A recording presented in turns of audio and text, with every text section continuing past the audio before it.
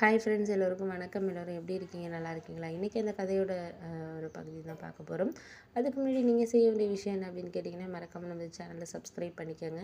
கீழே இருக்க பெல் பட்டனையும் கிளிக் பண்ணுங்கள். அப்போ தான் நான் போடுற வீடியோஸ் எல்லாமே உங்களுக்கு உடனுக்குடனே நோட்டிஃபிகேஷன்ஸில் வரும்.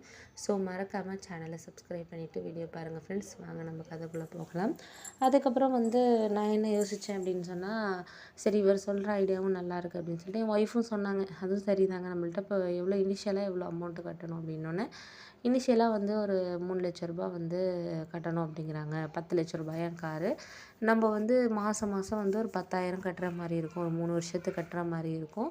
நம்ம அது கூட அமௌண்ட் வந்தால் கூட நம்ம சேர்த்து சேர்த்து ஒரு சீட்டு போட்டு கூட கட்டிடலாம் அப்படிங்கிற மாதிரி சொன்னோன்னே, சரி ஓகேங்க அப்படின்னு சொல்லிட்டு அப்புறம் ஷோரூம் போனோம். ஷோரூம் போயிட்டு இத்தனைக்கும் என் ஹஸ்பண்ட் பழைய வண்டி தான் வச்சுருந்தாரு. நாங்கள் ஒரு புது வண்டி கூட வாங்கிக்கல. அதில் எதுக்கு போய் நம்ம 1 லட்சத்தை போடணும், அதில் ஏதாச்சும் நம்மளுக்கு பணங்கிறது எக்ஸ்ட்ரா வரப்போகிறது கிடையாது அப்படின்னோடனே, சரி ஓகேவா அப்படின்னு சொல்லிட்டு நான் பார்த்துக்கலாம் அப்படின்னு சொல்லிட்டு இருந்தோம்.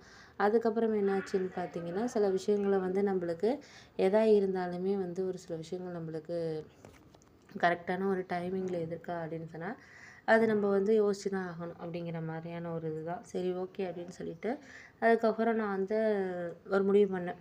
சரி இதுக்கப்புறம் இதை நம்ம இது பண்ண வேண்டாம் அப்படின்னு சொல்லிட்டு, அதுக்கப்புறம் நானும் என் ஒய்ஃபும் போய் கார் புக் பண்ணிவிட்டு அந்த அண்ணனையும் அழைச்சிட்டு போனோம். அழைச்சிட்டு போய் நல்ல ஷோரூமில் புக் பண்ணி வாங்கினோம்.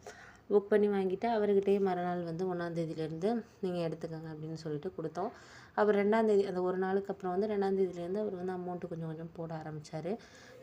நாங்கள் கான்ட்ராக்ட் மாதிரி ஒரு 3 இயர்ஸுக்கு அந்த லோன் முடிகிற வரைக்கும் வச்சுக்கோங்க.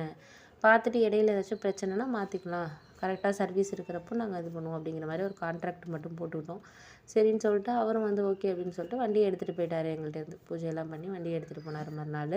அப்புறம் மறுநாள்லேருந்து அவர் கொஞ்சம் நல்ல டைப்பு தான். நல்லா ஒரு நியாயமாக எங்களுக்கு 2000 3000 சிலப்போ ஏன்னா சில டைமில் லாங்கெல்லாம் போணுச்சா ஒரு நாளைக்கே 5000 கிடைக்கிறப்போ எங்களுக்கு 2500 வந்துட்டு இருந்துச்சு. இப்படியே மாதமே எங்களுக்கு கிட்டத்தட்ட ஒரு 40,000லேருந்து 45,000 வரைக்கும் கிடச்சி. நாங்கள் இனிஷியல் அமௌண்ட்டு 10,000 கட்ட வேண்டிய இடத்துல 20,000 கட்டினோம். ஏன் அப்படின்னா 20,000 கட்டினா மட்டும்தான் நம்மளால் கொஞ்சம் சீக்கிரம் அடைக்க முடியும். ஒரு 1.5 வருஷத்துலேயே முடிஞ்சிட்டுனா நம்ம இன்னொரு கார் கூட வாங்கி கூட வாடகைக்கு விடலாம் அப்படிங்கிற மாதிரி தோணுச்சு. சரின்னு சொல்லிட்டு சீட்டும் கூட ஒரு பக்கம் போட்டுட்ருந்தோம். ஏன்னா எங்களோட சேலரிங்கிறது அந்த 30,000த்துலேயே தான் லைஃப் போயிட்டு இருந்துச்சு. இந்த எக்ஸஸாக எங்களுக்கு கிடைக்கிற அந்த காரில் கிடைக்கிறத ஒரு 4 சீட்டு போடும், 1 லட்ச ரூபா சீட்டு அப்படின்னு சொல்லிட்டு ஒரு 4 லட்ச ரூபாய்க்கு போட்டோம். ஏன்னா அதுவும் ஒரு 1 இயரில் முடிஞ்சுன்னா இன்னொரு கார் எடுக்கலாம்ல நம்ம அப்படின்னு சொல்லிட்டு நானும் அவளும் கொஞ்சம் சேர்த்து இது பண்ணிகிட்டு இருந்தோம். அப்புறம் என் ஒய்ஃபோட சேலரியை செலவு பண்ணாமல் அதையும் ஒரு 10,000 போட்டுக்கிட்டு ஆர்டி மாதிரி போட்டுக்கிட்டு இருந்தோம். இருந்தாலும் ஒரு 1.5 வருஷம் அப்படியே போணுச்சு. ஒரு 2 இயர்ஸ் ஆகிற முடிய போகிற நேரத்தில் அந்த லோன் அந்த இதெல்லாம் ஃபுல்லாகவே கட்டி முடிச்சிட்டோம். 6 லட்சம் இருந்ததையுமே அந்த அமௌண்ட்டை வச்சு கட்டிட்டு, அதுக்கப்புறம் அவர் சொன்னார், இப்போ நல்லா மூவ் ஆகுது அப்படின்னு சொல்லிட்டு சொன்னார். அதுக்கப்புறம் நாங்கள் இன்னொரு கார் இன்னும் கொஞ்சம் காசு கூட உள்ள கார் நீங்கள் பார்க்கலாம்ல அப்படின்னு சொல்லிட்டு அவரே சொன்னார். சரி அப்படின்னு சொல்லிட்டு அப்புறம் ஒரு 15 லட்ச ரூபாய்க்கு ஏன்னா அதெல்லாம் ஓரளவு வாடகைங்கிறது ஜாஸ்தி. ஒரு நாளைக்கே 5,000 அந்த மாதிரிலாம் சில டைம் கிடைக்கும். 10,000 கூட கிடைக்கும் ஒரு நாளைக்கு. அப்படி இருக்கிறப்போ ரொம்ப எனக்கு சரி ஓகே அப்படின்னு சொல்லிட்டு அப்புறம் 15 லட்ச ரூபாய்க்கு என் கையில் ஒரு 5 லட்ச ரூபா காசு இருந்துச்சு. மீதி 10 லட்ச ரூபாய்க்கு மட்டும் ஒரு 3 வருஷத்துக்கு அதே மாதிரி. ஆனால் மாதம் ஒரு 20,000 கட்டுற மாதிரி போட்டோம். அதே மாதிரியே அவர் சொன்னது மாதிரியே அந்த காரையும் அவர்கிட்டயே தான் இது பண்ணோம். அதுக்கப்புறம் அவர் அவரும் நல்ல ஒரு ட்ராவல்ஸ் மாதிரி ஸ்டார்ட் பண்ணார் எங்கள் கார்லாம் இது பண்ணுறதுக்கு. அதுக்கப்புறம் ஒரு நாளைக்கே கிட்டத்தட்ட 6,000 சிலப்போ மாதம் கிட்டத்தட்ட 50,000லாம் எங்களுக்கு 60,000 70,000லாம் கூட வர ஆரம்பிச்சு. ஏன்னா அந்த விலை கூடங்கிறதுனால அதுக்கேற்ற மாதிரி சார்ஜ் பண்ணுறது ஏசி எல்லாமே சேர்த்து. அதுக்கப்புறம் ஒரு நாளைக்கு கிட்டத்தட்ட 10,000 கூட சில நாள் எங்களுக்கு அனுப்பிவிட்டார். இப்படியே போயிட்டு இருந்துச்சு. மாதம் ஒரு 70,000 கிட்ட வந்துச்சு. அதை வச்சு நாங்கள் கிட்டத்தட்ட ஒரு 10 மாதத்துலேயே எல்லாமே கொஞ்சம் ஃபுல் அமௌண்ட்டையுமே சீட்டெல்லாம் போடாமல் அந்த அமௌண்ட்டை மட்டும் சேவ் பண்ணி வச்சு ஃபுல்லாகவே அந்த அமௌண்ட்டை அடைச்சிட்டோம். இப்போ ஒரு 2 கார் பரவாயில்ல நம்மளுக்கு சொந்தமாக இருக்குது அப்படின்னு சொல்கிறதுனால இப்போ நம்மளுக்கு மிச்சம் தானே. மாதம் கிட்டத்தட்ட 2 காரையும் சேர்த்தே எங்களுக்கு 1 லட்ச ரூபா வரைக்கும் வருமானம் வர ஆரம்பிச்சிச்சு. அதுக்கப்புறம் எங்களுக்கு ஒரு ஆசை என்னென்னா, ஒரு லேண்டோ இல்லை ஒரு வீடோ ஏன்னா நாங்கள் இருந்த வீடு அப்பா கட்டின வீடு தான். அது கிட்டத்தட்ட ஒரு 30 வருஷத்து வீடு அப்படிங்கிறனால எனக்கு ஒரு ஆசை என்னென்னா, நம்ம பிள்ளைங்களோடு இருக்கிறதுக்கு ஒரு நல்ல லெவலில் நம்ம சொந்தக்காரங்களாம் ஓரளவு யாரும் கட்டாத அளவுக்கு ஒரு நல்ல லெவலில் ஒரு வீடு கட்டணும் அப்படிங்கிறது தான் என்னோட ஒரு ஆசையாக இருந்துச்சு. அதுக்கேற்ற மாதிரி ஒரு சில விஷயங்கள வந்து நம்ம எல்லாமே வந்து இது பண்ணாலும் நம்மளுக்கு வந்து காரணம் சில விஷயங்கள் இருக்க தான் செய்யும். சரி பார்ப்போம் அப்படின்னு சொல்லிட்டு அதுக்கப்புறம் வந்து ஒரு லேண்ட் வாங்கினோம். கொஞ்சம் கொஞ்சமாக வந்து காசு சேர்த்து ஒரு 6,00,000 7,00,000 அந்த ரேஞ்சுக்கு வந்து ஒரு நல்ல ஏரியாவில் வந்து ஃபஸ்ட்டு லேண்ட் வாங்கி போட்டோம் வர லாபத்தில். அதுக்கப்புறம் ஒரு 1 இயரில் வந்து வீடு கட்டலாம் அப்படின்னு சொல்லிட்டு பிளான் பண்ணோம் 2 பேரும். இது எங்கள் அண்ணனுக்கு அன்றைக்கி யாருக்குமே வந்து தெரியாது இந்த விஷயம். அதுக்கப்புறம் எங்கள் முன்னேற்றத்தை பார்த்துட்டு அவங்களே வந்து நினச்சாங்க. அண்ணன் வந்து அதே 50,000 சம்பளத்தில் தான் இருந்தார். அதே மாதிரியே தான் வந்து இஎம்ஐயில் வாங்கி நிறைய லாஸ் ஆணுச்சு அவருக்கு. அப்புறம் தான் அவர் வந்து புரிஞ்சுக்கிட்டாரு.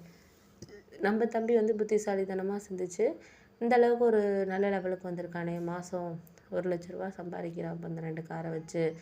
ஓரளவு அவங்க சேலரியும் எல்லாமே வந்து வச்சு தானே இவ்வளோ இது பண்ணியிருக்காங்க. நம்மளால வந்து நம்ம ஒய்ஃபும் சம்பாதிக்கிறாங்க, நம்மளும் சம்பாரிச்சுமே மாதம் 1,00,000 ரூபா எடுத்துமே ஒன்றும் பண்ண முடியலையே அப்படின்னு சொல்லிட்டு அவன் நினைக்கிறான். அதுக்கு தான் சிக்கனம் தேவை. அதுக்கப்புறம் வந்து நான் செஞ்ச ஒரு விஷயம் என்ன அப்படின்னா, நம்ம வந்து அம்மாவுக்கு இனிமேல் வந்து தொந்தரவாக இருக்கக்கூடாது. இதனால் வந்து நம்ம வந்து இடைஞ்சலாக இருந்துட்டோம். இனிமேல் நம்ம இருக்கக்கூடாது அப்படின்னு சொல்லிட்டு நான் யோசித்தேன். அதுக்கு வந்து அம்மா என்ன சொன்னாங்கன்னா, "நீ ஏன் என்னை தொந்தரவாக நினைக்கிற?" அப்படிங்கிற மாதிரி தான் பேசினாங்க. ஏன்னா இத்தனை நாள் வந்து என் ஹஸ்பண்டை விட்டு பிரிஞ்சு வந்து இவ்வளோ நாள் வந்து நம்ம எவ்வளோ கஷ்டங்களை அனுபவித்தாலும் அதுக்கான ஒரு இதுங்கிறது நம்மளுக்கு இருந்துச்சு. குழந்தையும் நான் வளர்க்குறதுக்கு அம்மா தான் வந்து எனக்கு உடம்பு முடியாதனால, அம்மா தான் 3 வருஷமாக வந்து வேலைக்கு போய் கஷ்டப்பட்டு எல்லாமே பார்த்துக்கிட்டு இருக்காங்க. அப்படிங்கிறப்போ, அவங்கள வந்து எனக்கு மனசுக்குள்ள ஒரு விதமான கஷ்டமா தான் இருந்துச்சு. அவங்கள ரொம்ப நம்ம கஷ்டப்படுத்துகிறோம் அப்படின்னு சொல்லிட்டு. ஆனா அம்மா வந்து அத என்ன சொல்றாங்கன்னா, "இது என்னோட ஒரு பொறுப்பு தான். உன் ஹஸ்பண்ட் சரியில்ல. அதுக்காக உன்னை நான் அப்படியே விட்டுற முடியுமா? உன்னோட குழந்தைய நான் விட்டுற முடியுமா? என்னால் முடிஞ்ச தெம்பு இருக்கிற வரைக்கும் நான் கஷ்டப்பட்டு பிள்ளையும் உன்னையும் பார்த்துக்கிட்டுறேன். அதுக்கப்புறம் நீ ஏதாச்சும் உனக்குன்னு ஒரு வேலையை நீ தேடிக்கணுமா?" அப்படின்னு சொல்லிட்டு சொன்னாங்க. அதுக்கப்புறம் எனக்கு கொஞ்சம் நான் மனசுக்குள்ளேயே வந்து என்ன யோசிச்சேன்னா, நம்ம எப்படியாச்சும் வந்து உடம்பு பிரச்சனையிலேருந்து இந்த கால் வலி, இந்த பிரச்சனைகள் எனக்கு அந்த மாதிரி இருந்ததுனால அதெல்லாம் கொண்டு அதுக்கப்புறம் கேரளால வந்து ட்ரீட்மெண்ட் பார்த்தோம். கிட்டத்தட்ட ஒரு என்னோட நகைகள்லாம் இருந்துச்சு. கல்யாணத்துக்கு போட்டது பாதி தான் என் ஹஸ்பண்ட் வாங்கிக்கிட்டாரு. அப்போ அப்பா இருந்ததுனால அவங்க வந்து நல்லா வந்து செஞ்சு தான் எனக்கு கல்யாணம் பண்ணி கொடுத்தாங்க. பாதி நகைகள் வந்து என்கிட்ட இருந்துச்சு. நான் நினச்சேன் நகைகள் வந்து நம்மளுக்கு வந்து இருந்து ஒன்றும் யூஸ் இல்லை தான். அதனால் வந்து நம்ம எப்படியாச்சும் வந்து விற்றுனாச்சும் நம்ம உடம்ப ஃபஸ்ட்டு சரி பண்ணணும் அப்படின்ட்டு என் ஃப்ரெண்டு ஒருத்தவங்க சொன்னாங்க. இது மாதிரி வந்து நீங்கள் போய் இங்கே ட்ரீட்மெண்ட் பண்ணுங்கள். கண்டிப்பாக வந்து உங்களுக்கு வந்து க்யூர் ஆகிடுங்க அப்படின்னு சொல்லிட்டு சொன்னாங்க. சரின்னு சொல்லிட்டு நானும் என்கிட்ட இருந்த நகைகள்லாம் ஒரு 3,00,000 ரூபாய்க்கு வந்து விற்றுட்டேன். ஒரு செயினை மட்டும் வச்சுட்டு அது குழந்தைக்குன்னு வந்து நம்ம வச்சுக்கணும் அப்படின்னு சொல்லிட்டு வச்சுட்டு மீதியெல்லாம் வந்து விற்றுட்டேன். விற்றதுக்கப்புறம் வந்து அந்த 3,00,000 ரூபாயும் வந்து கிட்டத்தட்ட 2 மாதம் அங்கே வந்து ட்ரீட்மெண்ட் எடுக்கிறது கிட்டத்தட்ட 1,50,000 ரூபாய் கிட்ட எனக்கு செலவானுச்சு. அதெல்லாம் வந்து செலவு பண்ணி ஓரளவு நடக்க ஆரம்பிச்சிட்டேன். நடக்கிறது, சாப்பிட்றதெல்லாம் நானே வந்து செய்கிறது. அதுக்கப்புறம் கொஞ்சம் ஓரளவு அவங்க கொடுத்த மூலிகை மருந்து இதெல்லாம் கொஞ்சம் நான் யூஸ் பண்ணேன். எனக்கு வந்து கொஞ்சம் பழைய நிலைமைக்கு கல்யாணத்துக்கு அப்போ எப்படி இருந்தேனோ அந்த மாதிரி வர ஆரம்பிச்சிட்டேன். எங்கள் அம்மாவுக்கு வந்து ரொம்ப சந்தோஷம். அவங்க வந்து அதை தான் எதிர்பார்த்தாங்க. நான் சம்பாதிக்கிறேன் அதெல்லாம் தாண்டி அவங்களுக்கு என்ன நான் பழைய மாதிரி வந்து இருக்கணும். ஒரு தைரியமாக ஒரு பொண்ணு வந்து எந்த அளவுக்கு வேலை இது பண்ண முடியுமோ அந்த அளவுக்கு இருக்கணும் அப்படின்னு சொல்லிட்டு அவங்க அதை தான் எதிர்பார்த்தாங்க.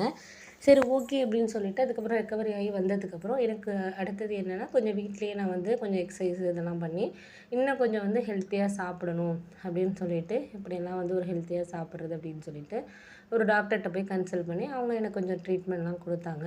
ஓரளவு முக்கால்வாசி வந்து என்னோட 95% வந்து க்யூர் பண்ணி எல்லாமே இது பண்ணிட்டாங்க. ஏன்னா வந்து கல்யாணத்துக்கு முன்னாடி டைலரிங் தான் பண்ணிகிட்டு இருந்தேன். அதில் வந்து எனக்கு வந்து நல்ல வேலை கிடைக்கும் அப்படின்னு சொல்லிட்டு அது மூலயமா ட்ரை பண்ணேன். அப்படி ட்ரை பண்ணுறப்போ வந்து என்னாச்சுன்னு பார்த்தீங்கன்னா, வீட்டிலேயே வந்து எனக்கு வந்து ஒரு நல்ல ஒரு இதாக வந்து வேலை செஞ்சு கொடுக்குற மாதிரி ஒரு ஆர்டர் வந்து தெரிஞ்ச ஒரு அக்கா மூலயமா கிடச்சிச்சு. வீட்டில் வந்து கர்ச்சீஃப்லாம் வந்து ரெடி பண்ணி கொடுத்துடணும். அவங்க கிளாத் கொடுத்துட்டாங்கன்னா அதை நம்ம வந்து சைஸ் பண்ணி கட் பண்ணி அதை வந்து ஓரம் அடித்து கொடுக்குறது அதுதான் வேலை. ஒரு நாளைக்கு நீங்கள் எவ்வளோ பண்ணுறீங்களோ அதுக்கேற்ற மாதிரி அமௌண்ட்டு. ஆனால் ஒரு நாளைக்கு 1000 ரூபாய் வரைக்கும் சம்பாதிக்கலாம் அப்படிங்கிற மாதிரி அவங்க என்கிட்ட சொன்னாங்க. எனக்கு தோணுச்சு சரி ஓகே இதுக்கப்புறம் இது நல்ல விஷயமா தான் இருக்குது அப்படின்னு சொல்லிட்டு நானும் வந்து ஓரளவு சந்தோஷமாக இருந்துச்சு. சரி அப்படின்னு சொல்லிட்டு அதுக்கப்புறம் என்ன பண்ணேன்னா ஓரளவு அதை வந்து நான் செய்ய ஆரம்பித்தேன். நான் ஏன்னா முதல்லேயே நம்மளால் வந்து ஒரு 1000 ரூபாய் ஒரு நாளைக்கு சம்பாதிக்க முடியலன்னா ஒரு 500 ரூபாய்னாச்சும் ஒரு நாளைக்கு நம்ம சம்பாதிக்கணும் அப்படிங்கிறது தான் என்னோட ஒரு மோட்டிவாக இருந்துச்சு. சரி ஓகே அப்படின்னு சொல்லிட்டு கொஞ்சம் கொஞ்சமாக செய்ய ஆரம்பித்தேன். முதல் நாள் வந்து ஒரு ரூ. 300க்கு செய்கிறது, மறுநாள் ஒரு ரூ. 200க்கு அப்படி தான் செய்ய ஆரம்பித்தேன். நம்ம எடுத்தோடனே வந்து ரொம்ப நேரம் ஒர்க் பண்ணோன்னா பழைய மாதிரி உடம்பு சரியாக வருதா என்னன்னு எனக்கு தெரியல. அதனால கொஞ்சம் கொஞ்சமாக ட்ரை பண்ணுவோம் அப்படின்னு சொல்லிட்டு கொஞ்சம் கொஞ்சமாக ட்ரை பண்ணி ஓரளவு ஒரு ரூ. 1000க்கு வந்து செய்கிற அளவுக்கு நான் வந்து இது பண்ணேன். சரி ஓகே, நமக்கு வந்து ஒரு சில விஷயங்கள் வந்து நம்ம என்ன தான் வந்து செஞ்சாலும் பண்ணாலும் ஒரு இதில் வந்து நம்மளுக்கு மனசளவில் வந்து நம்மளுக்கு சந்தோஷங்கிறது முக்கியமான ஒரு விஷயமா தான் இருந்துச்சு. அதே மாதிரி எனக்கு வந்து பிடிச்ச இந்த வேலையை செய்கிறப்போ எனக்கு கொஞ்சம் மன நிம்மதி கிடச்சிச்சு. அம்மா அதை தான் எதிர்பார்த்தாங்க. இத்தனை நாளாக நீ வந்து பட்ட கஷ்டத்துக்கு ஒரு புண்ணியம் வந்து உனக்கு இப்போ கிடச்சிற மாதிரி தான் எனக்கு தோணுது அப்படின்னு சொல்லிட்டு குழந்தைய அதுக்கப்புறம் ஸ்கூல் சேர்த்தோம். அதுக்கப்புறம் என்ன என்னோடய வாழ்க்கையில் மாற்றங்கள் நிகழ்ந்துச்சு அப்படின்னு சொல்லிட்டு அடுத்த வர பகுதியில் உங்கள்கிட்ட நான் ஷேர் பண்ணுறேன். இந்த வீடியோ பிடிச்சிருந்தால் லைக் பண்ணுங்கள் ஃப்ரெண்ட்ஸ், சப்ஸ்கிரைப் பண்ணுங்கள்.